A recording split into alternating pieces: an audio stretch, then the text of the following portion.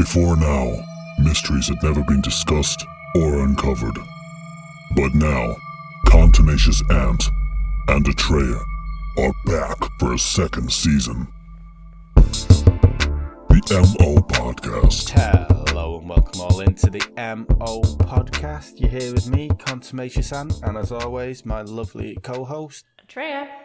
And today we are talking about the paranormal and incidents of that effect. So, what are you going to be talking about, Atreya?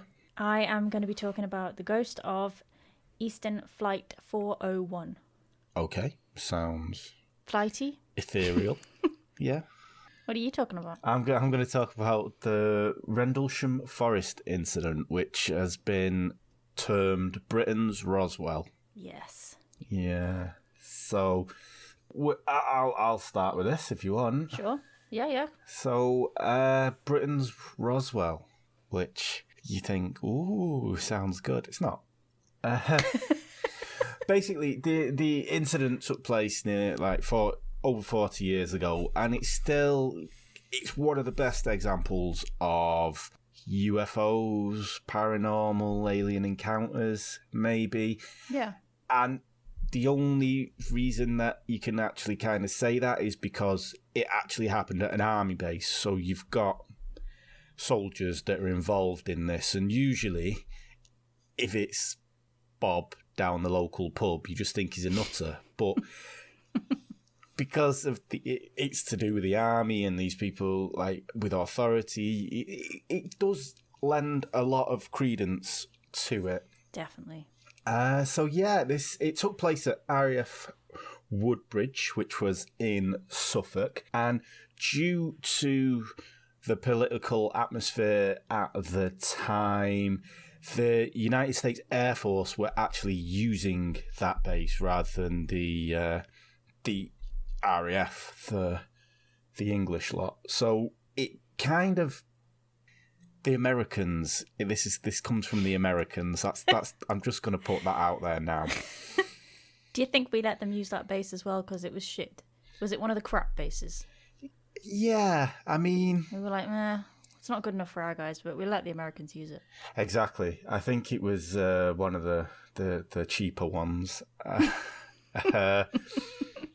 But yeah, it was kind of due that the USA were ratcheting up the Cold War and they were trying to outspend the Soviet Union because their economy was failing and they knew they'd never keep up. And Thatcher was all on board with that as well. And with it being Ronald Reagan as the president, they were kind of besties. And this is the reason why the Americans were there, basically. And it didn't actually make any waves until 1983, and this was because of a freedom of information request by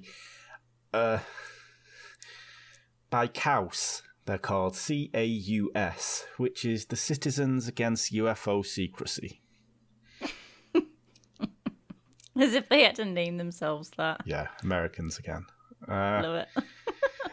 So basically, this was from this Freedom of Information request. There was the memo that was actually typed up by the deputy base commander, who was Lieutenant Colonel Halt, and most of this information is what has been documented. And I did get quite a lot. There is a really good website, ianridpath.com. And he goes into great detail, and there's a lot of information on there. I'm just going to basically go for the broad strokes of it here. But if you are kind of interested in it, go and have a look there. Hopefully, my surmising of it will sate your thirst, but we'll see. So this happened on December the 26th, 1980. And strange lights were spotted in the forest from RAF Woodbridge, and 3 patrol guards went to investigate what the lights were. The patrol guards were Jim Penis Stone. I know it's not said like that, but still. John Burroughs and Edward Cabansag. Now, That's a pretty dumb last name as well, to be fair. yeah, it is actually. I may have spelt that wrong, but I doubt it. I hope sure, so. Pretty sure I didn't, but okay. Penis Stone. Just going to do it on purpose now. Actually described an object that he saw. So he described a metallic triangular object, which was between 2 to 3 meters across the base, and it was 2 meters off the ground, and it was emitting glowing lights. Now, John Burroughs and Edward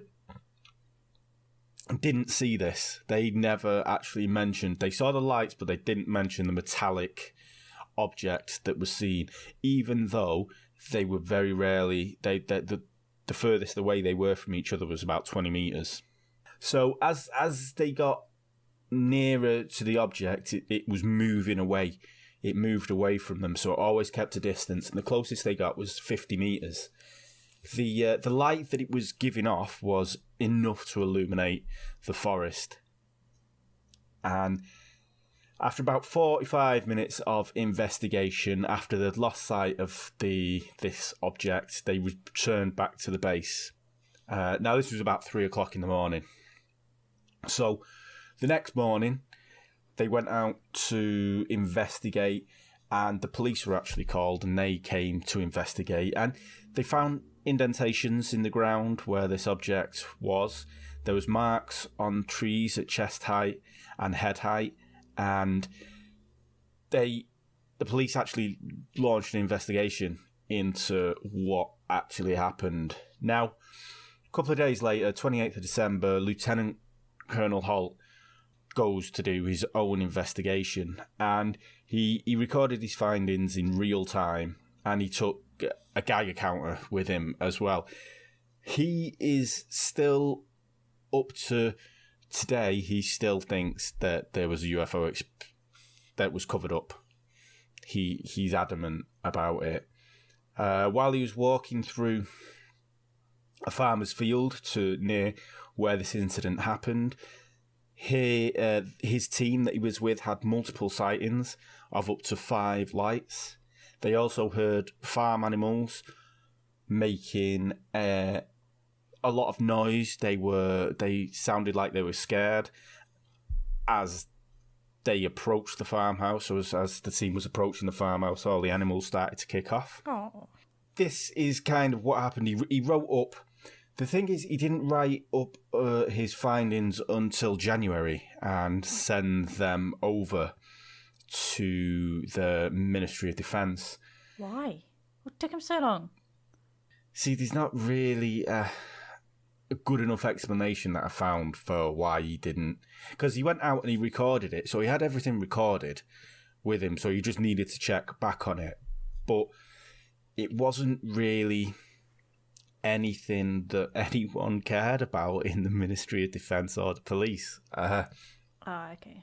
The police actually, because there was no air traffic control incident within the area, air traffic control had never reported any unidentified flying objects in the area, and the marks that they found were, they assumed to be made by animals, that they didn't really take it any further than as to that's that and it's done kind of thing.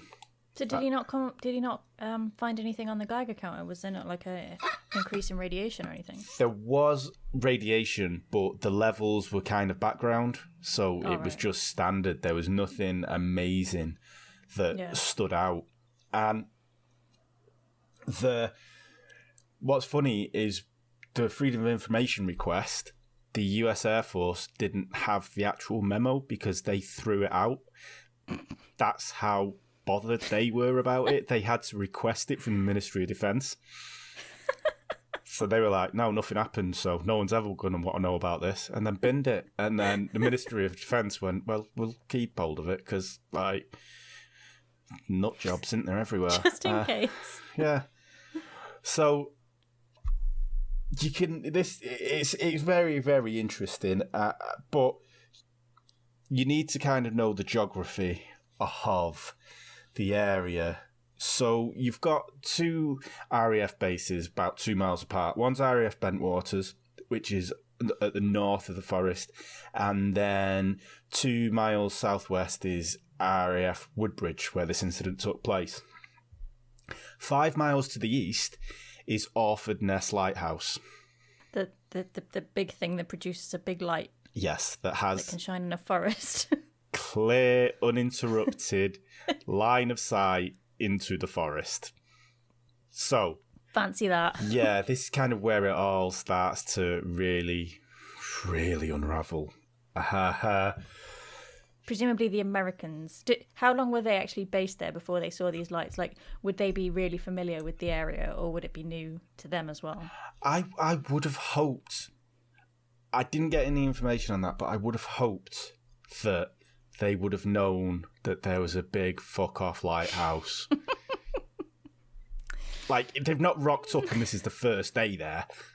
I don't think. I think they've been there they've been ensconced for a little bit. And the thing is, Hull knew there was a lighthouse in the area. Because and it never entered his mind either. He says, but this is one of the things where you kind of go, maybe. But he says, because when he's writing it up and in his on the tape, he actually says that the lighthouse. Wait a minute. The lighthouse is southwest. So he was adamant that the lighthouse was southwest, and the direction that he was looking in was eastwards. And he even mentions a compass. Now, the problem is that his office and where he was seconded was RAF Bentwaters, which the lighthouse is southwest from there. But from Woodbridge, it's east. So he was adamant that he was looking at something that wasn't the lighthouse. Now, on the tape as well, there's he talks, one of the people that he's with, a man called England, says, right on this position here, straight ahead, in between the trees, there it is again. Watch, straight ahead, off my flashlight there, sir. There it is. Now, the timing between the first there it is and the second there it is 5 seconds. About the same time it takes for a lighthouse light to go around then. Wow, would you blow me down with a feather? Like, it is exactly the revolution of Orford Ness Lighthouse. Like, wow. To go, so it's amazing. It's just like, but these are like American, but army guys. These are people who should have attention to detail. They did. Look, there's that light. Look, there's that light again. There it is again. Look again. Jesus. If we stand here, we might see it all night. The aliens are trying to signal us. The thing is as well is a meteor was actually spotted in the southwest of England at 3 a.m. on Boxing Day in 1980. So they genuinely may have seen a meteor across the sky. There was 4 eyewitnesses to this meteor. One was Richard Bertolino, who was a guard at RAF Brentwaters. So, and he described it as a very bright falling star. It had a blue-green luminescent sparkle tail to it. So there was something that was seen, but where and with the light coming from the tower and was coming from the lighthouse and lighting up the forest, you can kind of see where they pulled it together. But do you not think, I mean, I know they're not astrologists, they're soldiers, but presumably they would recognise a meteorite when they saw one. It's not like the 1100s. Really hope so, really. And I mean, especially when they're US Air Force, so they spend time in the air. Yeah. Where, like, flying objects live, one would think. I mean, if anything, if you saw like a meteorite and you didn't know what a meteorite was, like if you were out and you saw a meteorite in the sky, like for me, I would think like it was a missile or something, or like a plane crashing or something like that. I wouldn't automatically assume, oh my God, I've just seen an alien spaceship. Yeah. Well, this is the thing. This is why they went out. They requested to go out and have a look because they thought it was an aircraft. Oh, okay. That's right then. Like they thought an aircraft was coming down, so they must have seen this fireball, this meteor going through the sky, and they must have thought, "Oh, well, something's happening. We need to investigate," kind of thing. And then when they're in the forest, and it's just lighting up every now and then, rather than a bright, constant light, I can see how they kind of go for this, but yeah. I mean, I've watched a couple of documentaries about it, and the only thing that they can kind of give in the soldiers' defense is that the forest is really, really dense. So they did like a couple of experiments where they were trying to see if the lighthouse light could pierce through the trees, and it couldn't. But I guess that the trees would have grown since 1980. Maybe it's got bigger, thicker, taller. Yeah. And as well, was this experiment done in winter when there's no leaves on the trees? And No, it was done in the summer, where there was lots of leaves on the trees. Yeah, exactly. So I mean, it's one of them. And as well, the farm animals that Holt heard weren't actually farm animals. The farm he was crossing was an arable farm, so it didn't have any animals on it. They probably would have been Muntjac deers, which are known as barking deers because they emit a barking sound when they're scared. Oh, so what were they scared of? Well, them approaching in the night. Oh, so not aliens. A UFO, yeah. I mean, they may have been probed already. Not again. Oh. Squeaky bum time. Well, not after a probe, I tell you. It's you can't do your backdoor Kegels. I'll take your word for it. Well, yeah. I won't ask. Where is my hemorrhoid cushion? There is another theory that what this could have been, and I kind of want this one to be true. Okay. So it could have been a hoax by the SAS. So the story goes that when the Americans first got onto the base, the SAS tried to infiltrate the base, and they were testing their radar. So what they did was they parachuted into the base in the hopes of like sneaking up on the US Air Force. Unfortunately, the radars worked fine, and they were caught and they were beaten. They worked them over, and they actually called them, because they parachuted in, they called them unidentified aliens. Oh, you're joking me. So the SAS kind of took it, and then they went away, and apparently there was lights on balloons, and they set them they had black balloons in the forest, and they and remote control, and they pranked the US Air Force. That's brilliant. Yeah. That is such British humour, like the guys that painted the town red, literally. Oh, yeah. And slap people in the face. Yeah, Spanko. This is just like that, yeah. Yeah, I'd love to believe that, but you'd have to go with the theory that they wouldn't have been able to see the balloons. Which, I mean, maybe it's dark. Yeah, they thought a lighthouse was aliens, so I'm not really putting much on these these guards, to be honest. It is. I mean, when I first heard about this years and years ago, And it was so intriguing. It was like, oh, this could be the thing. This could be the one. But then, even in John Burroughs' statement, who went out, he said follow the light for like 2 miles, and then they actually realised when they got got over this hill, and then looked, they went, oh fuck, it's the lighthouse, kind of thing. They realised that they were following the wrong thing. Idiot. But Holt, Lieutenant Colonel Holt, to this day, he believes that it's been a cover-up, and he's been interviewed several times about it, and he believes that something happened, and the truth is not out there.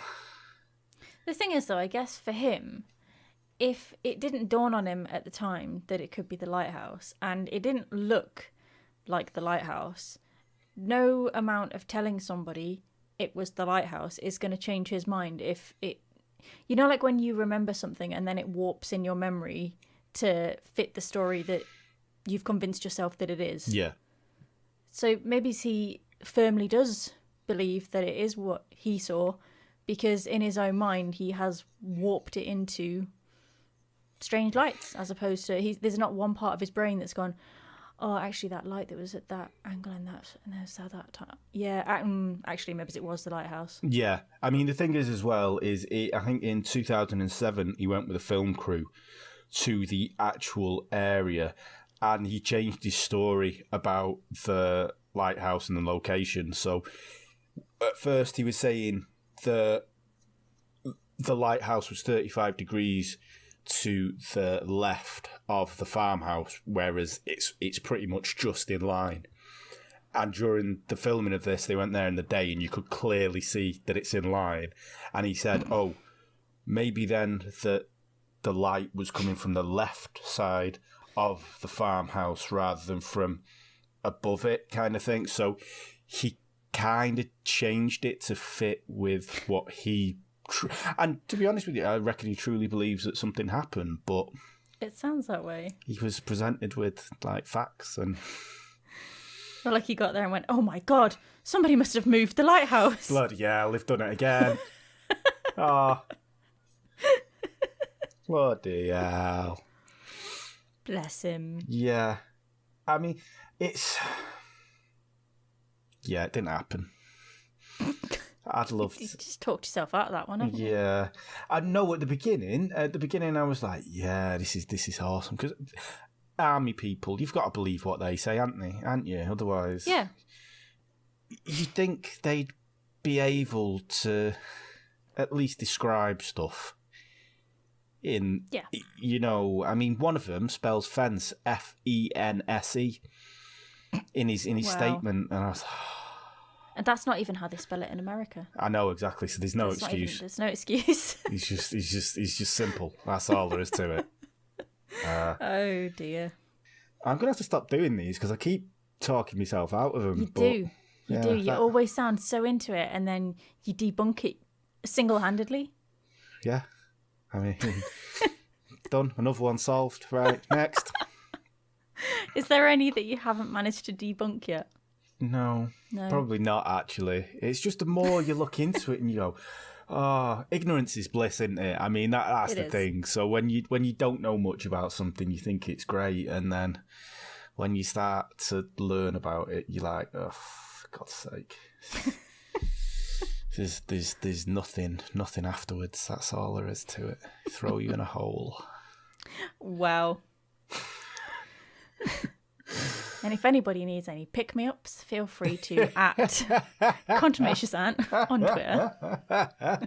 Yeah, and like and subscribe. He's always there with a cheery, witty remark. Yeah. Always the life of the party. It's just futile, isn't it, really? Just this... You like Carl Pilkington? Abyss of nothingness that we go through, and then that's it. It's over. Ladies and gents, Carl Pilkington version 2. All right, but well, yeah, let's see if so you can... ghosts on aircraft, you say? Yeah, let's see if you can debunk mine then. So mine is incredibly interesting to me because of the sheer amount of people who had collective and individual experiences of the exact same things. We'll see. And I'm not talking 6 soldiers in a forest near a lighthouse. I'm talking hundreds of people. Different ages, different sexes, different job positions. All nut jobs, though, aren't they? So, on the 29th of December, 1972, Eastern Flight 401 was flying from JFK Airport to Miami Airport. It was about 11 o'clock, 11:30. There was 176 people, that's including crew members, on board. The plane was a Lockheed L-1011 TriStar, which meant that it had all the bells and whistles of all the latest tech. It could fly itself. It was the newest in autopilot engineering. It was massive. It was comfortable. Everybody loved it. They were actually the flagships of Eastern, and they were around £20 million each. So they were pretty amazing planes, and they were proper quiet. They were called whisper liners because when they were in the air, they were just deadly silent, and you didn't feel like any turbulence or anything. This was the bee's knees of the planes world. Like, if you were going to be safe on a plane, it was one of these planes. So, plane 310 had a pilot called Bob Loft. Now, Bob Loft, he was a veteran pilot. He had about 30,000 hours worth of flying under his belt. He knew what he was doing. First Officer Bert Stockstill, he also had thousands of hours under his belt. And Second Officer Don Repo was the flight engineer. He knew everything about these planes. So the flight was normal. They came in to land at Miami. Captain was like, everybody, we're approaching Miami. The temperature is a warm 72 degrees, like they do. And Like I was there. And so he said, right, we'll prepare for landing. He put the landing gear down, and he pressed the button for the nose gear. And so on the dashboard, there's 3 buttons, right? And they all light up green when the 3 different pieces of landing equipment has properly gone down and is ready for landing. Now, at the time, the middle button, which indicated that the nose gear was down, didn't light up. So, had they decided to land, if the nose gear wasn't down, it would have been fatal. They would have crashed the plane. So they were like, oh, okay, we need to circle back around. They contacted air traffic control. They said, keep us in a holding pattern. We have a nose gear light out. We're going to circle until we can fix it. We don't want to land unless we're sure. It's like Die Hard 2. They were in a holding pattern. So they were testing the lights, and Don Repo said, it's probably a knackered bulb. It's 9 times out of 10, it's a knackered bulb. But, we'll try it. So they were fannying on with this bloody bulb for ages and ages. So now, by this time, because Don Repo, who was a flight engineer, couldn't figure out why this bulb wasn't lighting up, he went down into what's called the hell hole, where you can actually look through a little porthole and see if the nose gear equipment... It's called the hell hole because it's so tiny down there. You can't really Fills move. you with confidence, that, doesn't it? Yeah. But you can look through and you can see the landing gear, whether it's dropped or not. So he went down to have a look, but because it was pitch black, it was like 11:30 at night, he couldn't actually see. And he couldn't find the switch to turn on the light above the nose gear so it would light up outside. So by this time, the pilot and co-pilot have gotten involved. Bob Loft says to Bert Stockstill, put the goddamn plane in autopilot. So Bert puts it in autopilot. Now, autopilot will maintain the altitude and will keep going in the holding pattern that they programmed it to go to. Now, unfortunately, on these planes, both the pilots have their own set of equipment and their own set of dials and all these kind of things. They basically both have their own dashboards. Unfortunately, what I don't think TriStar actually knew at the time was that the 2 dashboards didn't reflect what was happening on one another. So when Bert Stockstill put it on autopilot, Bob Loft on his side wouldn't have been able to see that the autopilot was on. The same being if Bob Loft turned the autopilot off on Bert Stockstill's dashboard, it would have still shown that the autopilot was on. They didn't match up, yeah? Yeah. So in amongst this mess of them fannying around with this goddamn 20-cent light, somehow one of them managed to knock off the autopilot. Now, because they were closest to Bob Loft's side, the autopilot was still on. They couldn't see. His side, yeah. Yeah, so they couldn't see that it was turned off. The plane then started a gradual descent that was so minute it wasn't noticeable, so nobody picked it up. Now, several of the passengers and crew did kind of look around and think, this doesn't seem right. This is a bit weird. Even air traffic control, they saw on their radar that the plane was hovering at 900 feet, and they were like, I don't think that's very good. I don't think they should be a bit higher than that. Yeah, 900 feet, Jesus. Yes. So they were trying to get in contact with the pilots, and they couldn't get in touch, and they realised that maybe it was a radar issue. Sometimes the radars would show bizarre numbers, like one time it showed that a plane was at 90,000 feet when it was at 20,000 feet. So air traffic control kind of thought it's a blip on the radar. Why don't right before they start saying this kind of stuff? Why don't they go with the stuff that it might be? Do you know what I mean? Rather than the stuff that Yes. 1,000,001 chance it could be, like the bulb's gone. Yes. No, check everything else first, and then when it's nothing, then maybe then the radar's like, call them. Do you know how high you are? What's your readouts on your fucking thing? No. It's a radar. Must be, of course. Exactly. It's Useless. just logic, right? So these 3 freaking grown men, plus a guy who was like a technical expert, all 4 of these guys had just abandoned the controls and were fanning around with this goddamn light. Like, how many pilots does it take to change a light bulb? Yeah, pass me a 40 watt. Come on. So anyway, they finally get back to the cockpit, and Bert Stockstill says, "Well, what's going on? I think we did something to the altitude. We're still at 2,000 feet, right?" And the cockpit voice recorder records Bob Loft saying, "What do you mean? Hey, what's happening here?" And then the sound of impact. They crashed in the middle of the Everglades outside of Miami. Wow. It was pretty brutal. I mean, the Everglades is basically one massive swamp. So basically, if you were ejected from the plane and you fell into the swamp, it was basically like quicksand. You weren't going to make it out. If you were knocked unconscious, you weren't getting out of that swamp. There was 99 people were killed on that flight.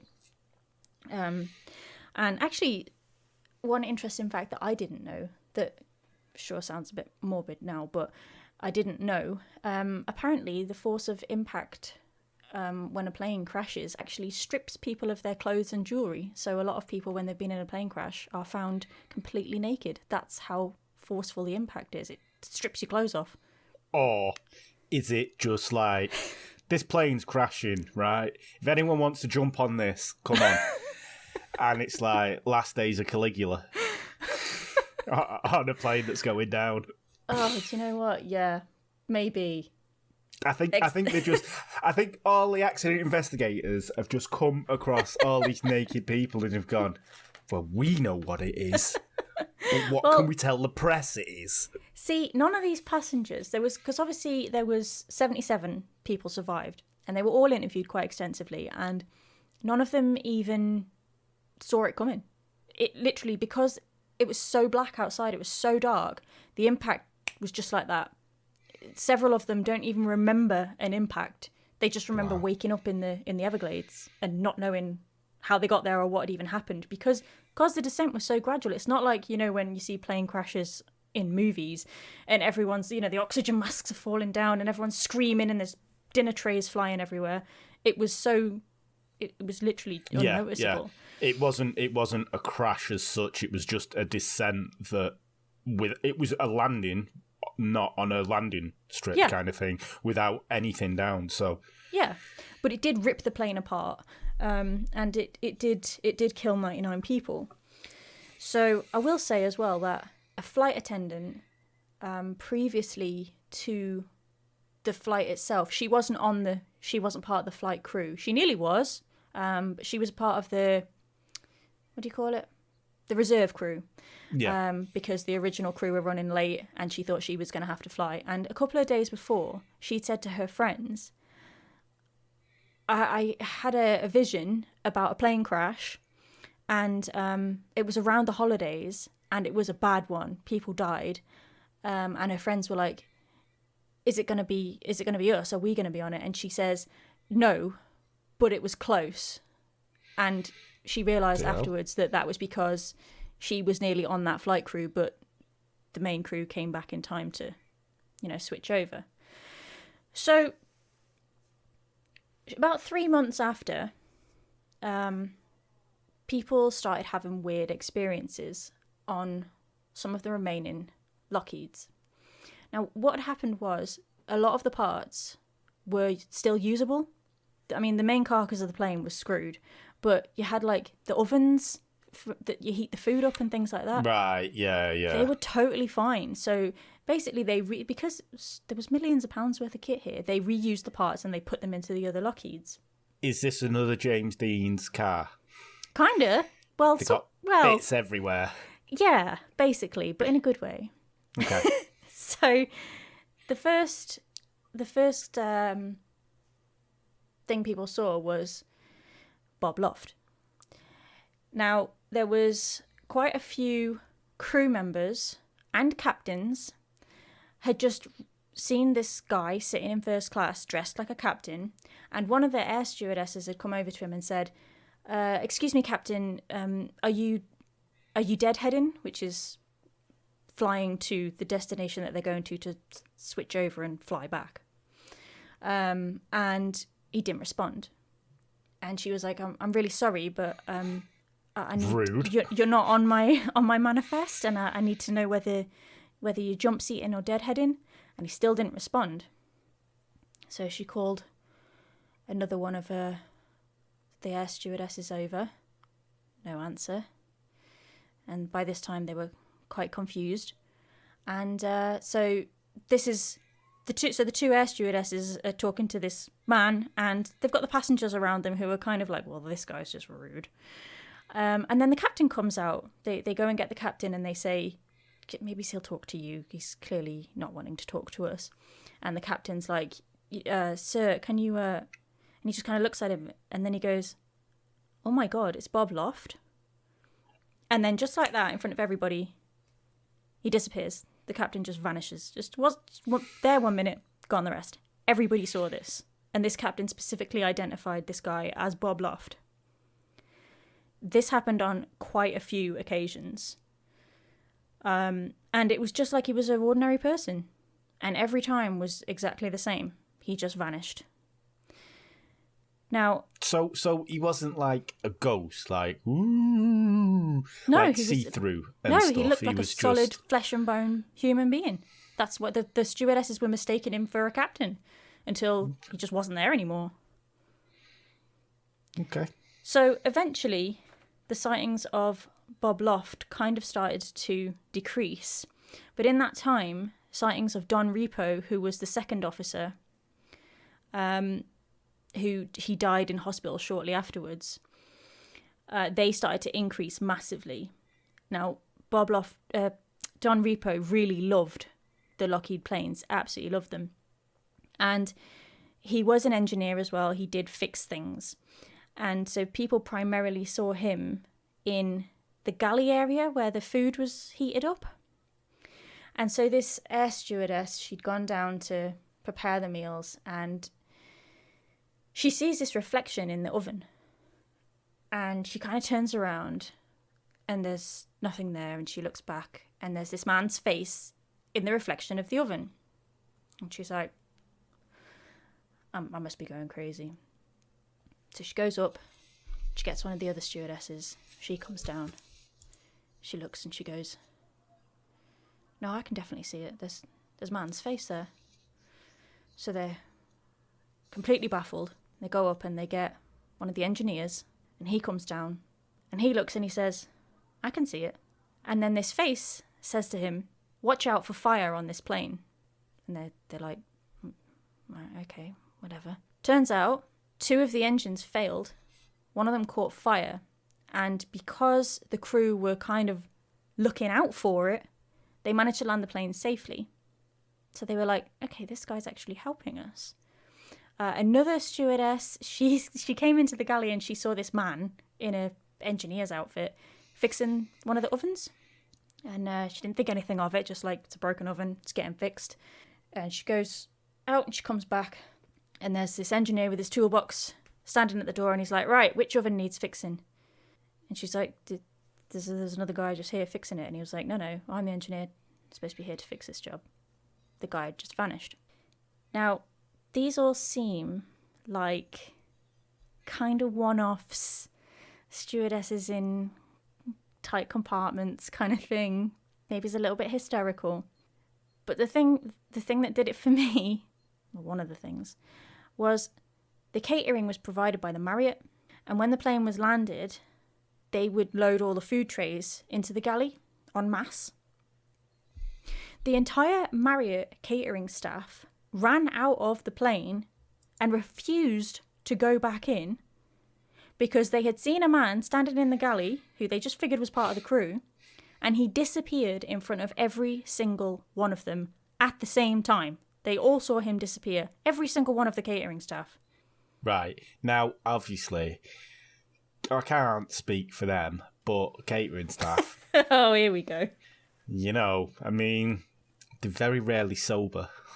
Okay, well, Bob Loft was seen by the vice president of Eastern Airlines, who refused to have his name released because of his reputation. Also, it was protocol for the staff to keep a logbook of all the events that happened in the flight, you know, like drunken passenger from Manchester, Anthony, kicking off. Bit of a reputation on these flights. And they started recording all of the different weird happenings. Every single time they wrote something in a logbook, the next flight crew would come onto the plane and they'd be like, we need to see what's in the logbook. And every single time somebody had written something, the logbook was replaced. Nobody knows by who. Obviously somebody higher up, someone in management had told them to cover this up and to replace all the logbooks. Every single time somebody wrote something in the logbook, it was replaced. And a brand new logbook was there. So now this goes all the way to the top. Yes. Well, actually, it got to the stage where stewardesses were refusing flat out to work in the galley. People were terrified to work on the planes. And management basically said, if you think you see a ghost, we would like you to go and see the company shrink. So people were terrified to say anything because they thought they were going to get psychoanalyzed and fired. I mean, wow. I'll be honest with you, I don't want my refried chicken being served to me at 8,000 feet by someone who claims to have seen a ghost. I mean, there's enough nutters out there. I mean, I've got this. I've been reading this book by John G. Fuller, who wrote the book and interviewed. Do you remember the Barney and Betty Hill UFO, the most famous alien abduction? Yeah. He wrote that book, and he was the first person to interview Barney and Betty Hill. And so he wrote this book that's called The Ghost of Flight 401, and he compiled a load of sightings. Okay, flight attendant, New York to Miami, does not want name mentioned. Pulled back compartment door on overhead bin during pre-flight check, first class cabin. New Captain Loft had flown with him on many flights before the crash. Found herself looking directly into Captain Loft's face in the compartment. It's like some Beetlejuice nonsense. There's another one about the oven door in the galley compartment. Saw the face of Second Officer Don Repo. That's the one about the Marriott caterers. Plane 318 from New York over Everglades on approach pattern to Miami International, male voice came over PA system to announce customary seatbelt and no smoking precaution to the passengers and crew. No one in plane's crew, either cockpit or cabin, claims to have made the announcement, and the PA system was not in use at all during that time period. People heard knocking coming from down below in the hellhole. There's a flight engineer that was doing a walk-around pre-flight inspection, and he saw a man in Eastern Second Officer's uniform sitting in his seat at the panel. The engineer quickly recognised him as Don Repo. The apparition of Repo said something like, "You don't need to worry about the pre-flight. I've already done it." Almost immediately, the three-dimensional image of Repo disappeared and vanished. Yeah, I believe a ghost. Yeah, of course. I'll go home then. Jesus. Apparently, a captain came off a flight and told of a direct encounter with Repo. Repo is supposed to have said, "There will never be another crash of an L-1011. We will not let it happen." And incidentally, a bunch of... See, this is where you can put... What is it? Poo-hoo. My poo-poo. Yeah, poo-poo, yeah. Poo-poo. You can poo-poo my my story. Bunch of frat a boys. bunch of mediums. Oh, a bunch God. of mediums conducted Even worse.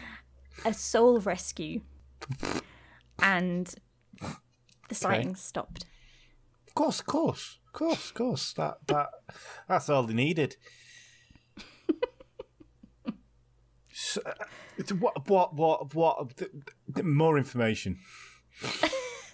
I mean, the book is absolutely chock-a-block full of information and sightings, and there's the sheer extent of people that have had sightings and interactions with these two ghosts is just nobody's business.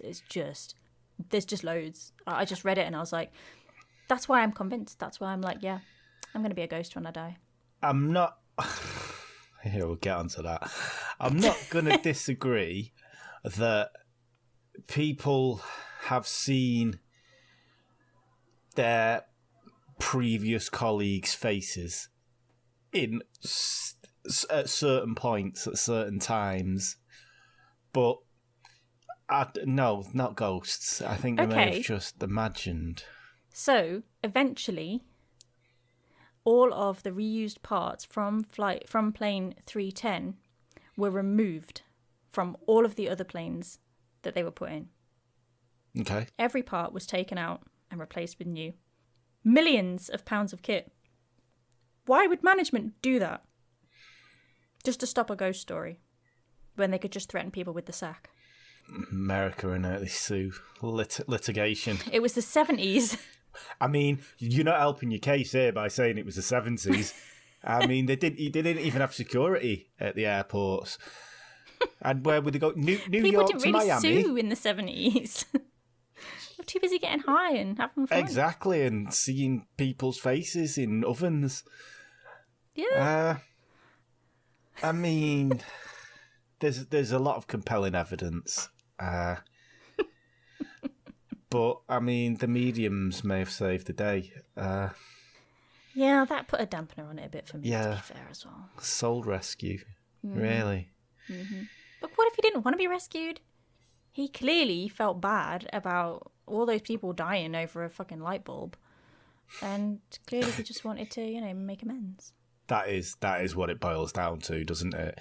The terrible loss of life over fucking a bunch of idiots not being able to change a light bulb, quite That's frankly. what I don't understand. Like, if your job is to fly a plane, you're over 1,000 feet in the air and you've got 170 odd people whose lives are solely in your hands.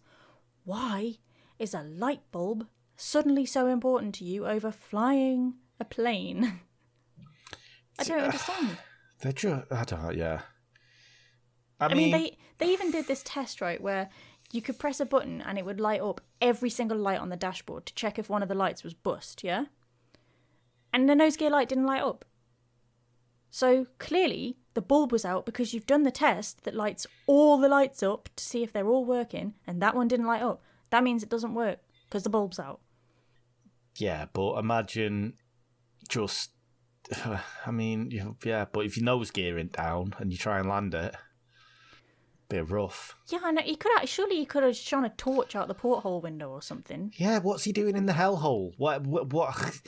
How can he not see everywhere? Surely there's a better place to be rather than just like one window to try and see everything. Well, apparently afterwards because there was a light for outside, but he for some reason thought that it was like on the wall next to his like cheek line, chin line, and it wasn't. It was above like his eyebrow, so he couldn't find this light switch to switch the outside light on. So all these like measures were put in place afterwards, and the most important one I think is that both the pilots' dashboards need to really be showing the same fucking thing. That's a big deal. Yeah. One's showing that you're going 470 mile an hour, the other's showing you're only going 2. Sounds like You've got a big problem somewhere. sounds like Laurel and Hardy built this fucking plane. I mean, and you said they were the masters of the sky at the time. Yeah, they had tens of thousands of hours under their belt. Jesus Christ! And no, the planes were the best of the best, and Oh yeah. I'd hate to The see planes were, like the EasyJet bells and or whistles. Ryanair kind of version of this one. Gee whiz! Yeah, apparently they basically were the safest because all the other planes. Basically, I think if you got on a plane in the 70s that wasn't a TriStar, you were fucked. You were going to Well, die, yeah, so you may as well put your head yeah. between your knees and kiss your ass Yeah. goodbye. No wonder DB Cooper jumped off. Brought his own parachute with him. Jesus. Is this a Lockheed? No, why? See ya. I need 4 parachutes. Yeah.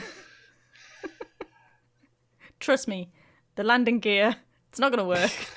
And that little bulb, don't even try and Yeah. twist it out. You've got to twist it at a 90-degree angle or it doesn't slot in properly.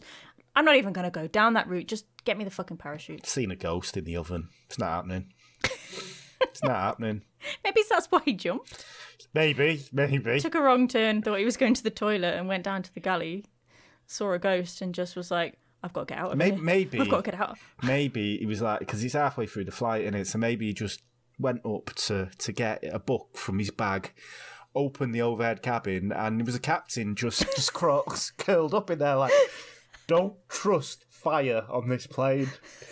And he went, I'm going now. I need parachute. Get me out of here. As opposed to going, does anybody know there's a captain curled up in here? How long has he been there? It really sounds like airplane. Something they do on airplane with Have you had a drink, love? Leslie Niels. Jesus Christ. But So yeah. it's a compelling story, and I'm sure everybody has believed they have seen it, but maybe they were just kind of grieving. But some of them didn't know the people. They only like could recognise them afterwards by people going, was it any of these 50 people? And they all pointed out that it was the same person. But not all of them knew them personally. Yeah, okay. Maybe there's that. Okay. I don't know. Don't know. I think you should read the book, or at least watch the movie. Yeah, maybe I will. I'll put Airplane on later. It's the same thing, isn't it? No, it's a 70s movie. It's got Kim Basinger in it. Okay. In her early days. Yeah, okay, maybe I will. I've lost my train of thought now.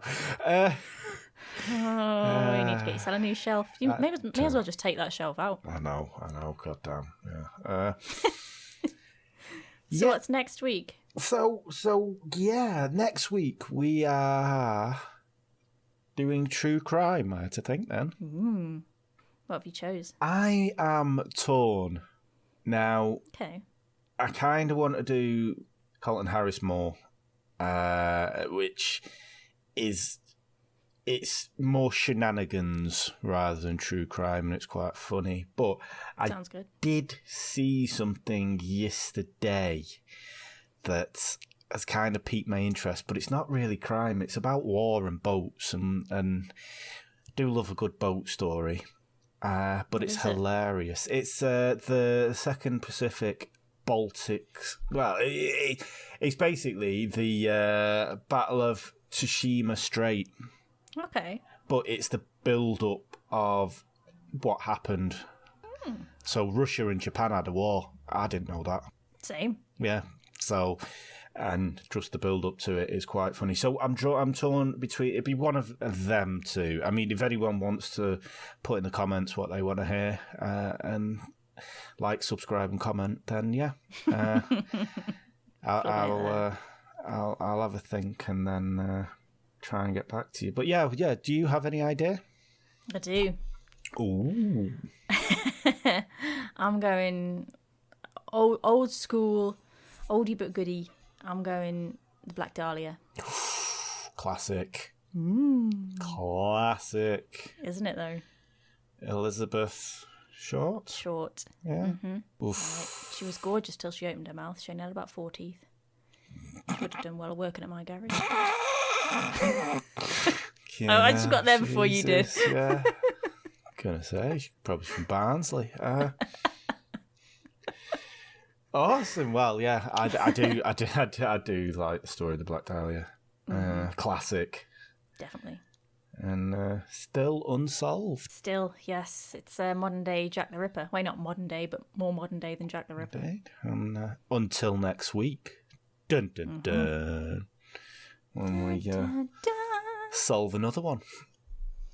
Yeah. Not that you've solved the ghost of Flight 401, but okay. I mean, 1 out of 2 isn't bad. This is true. I mean, well, it's not a ghost. You can't solve it. What? There was a ghost. But okay. Me and my fringe people say so. Yeah, but right, we'll leave it at that. There wasn't a ghost though. Reflection in an oven, yeah. I think if I looked in my reflection and saw that I was a man, I'd be a bit confused, and I pretty much know it wasn't my own reflection. I mean, you say that now, but have you seen the lighting on planes? Yeah, I know. It's not brilliant. Yeah. My mum does always tell me to stop dressing like a 13-year-old boy, so maybe I just can't see it myself. Maybe I need to have a look in an oven. Maybe, yeah. In an airplane. Yeah. See the truth. Mirror on the wall. Mirror at 180 degrees. It was the ghost. Anyway, right. On that bombshell, we shall leave it there. One solved, one up not for debate. solved. Up for debate. But yeah, so that was the story of the Rendlesham Forest incident and the ghost of Flight 401. Mm-hmm.